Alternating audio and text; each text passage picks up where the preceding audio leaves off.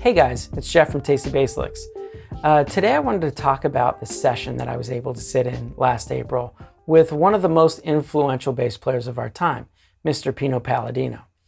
Now, the only reason I was able to get into the session is because my producer friend, David Michael Ott, was on the song, and he was producing the song for Alain Clark, which is called Love is Alive. It just came out last week. If you want to download it, I'll put a link in the description. Now, this video posted is actually how close I was to Pino for the whole session. When I arrived to the session, they had already given Pino the reference of For Once in My Life as the direction they wanted the bass line to go into. So what I heard over the next 5.5 hours was non-stop bass gold.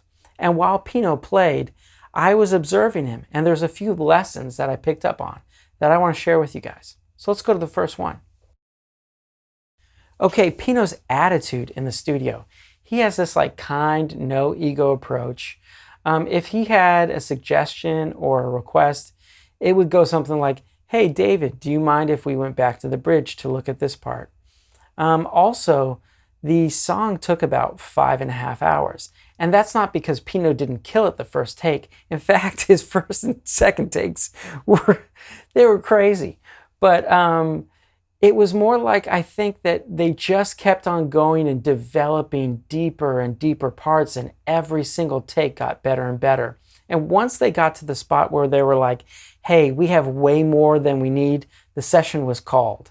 And that leads me to my first lesson, which is this: enjoy the process and make the client happy. Okay, let's go over his gear now.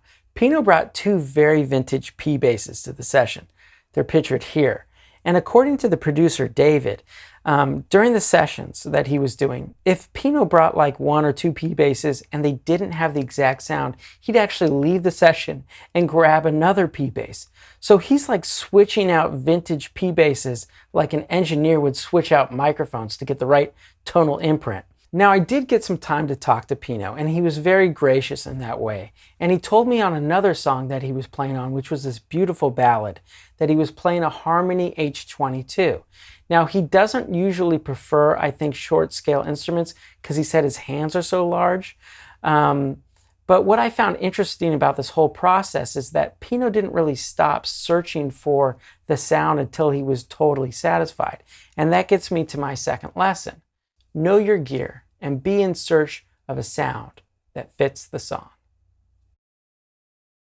Okay, now let's go on to the technique. From what I observed, Pino has a very light touch on the right hand, and his action, which I was able to look at the basses, I didn't play any of them, Pino, behind your back, I promise. His action was kind of on the low to medium side. I also observed what I thought was kind of unorthodox ways of fingering things. Like, say he had like a root fifth movement where you would usually bar that on one fret. Well, Pino would actually play those two notes individually with 2 fingers. And I could hear the increased clarity when Pino did that. And that gets me to the third lesson, which is great technique, whether it is traditional or not, is about comfortably getting the sound you want. All right, let's get to the last lesson and the embarrassing part of the story. So towards the end of the session, my producer friend David says, hey, now let's listen to a song that Jeff McCore is playing on. That's me, right? And Pino says, who's that? And I'm like, oh, that's me. And he's like, oh, I'm sorry, man. And so we're having to listen to this song that I'm playing on. I'm like, oh my God, Pino's right here, and I have to listen to my own bass playing. This is like the worst. I'm so bummed out. And he was really nice about it afterwards. This was like the first time he really looked me straight in the eyes, and he was like, hey man, nice approach notes. Well, I was totally shocked, and I said something back to the effect of well, I learned it by studying you. And I think I had some more conversation with Pino at that time, and I was like, hey, I wish you could hear this other song. I play more technically. I was totally in my ego about this. And Pino was like, well, in the song I heard, would you have wanted to do more than you already did? And I was like, no. And that gets me to the fourth lesson, which is play for the song, not for your ego.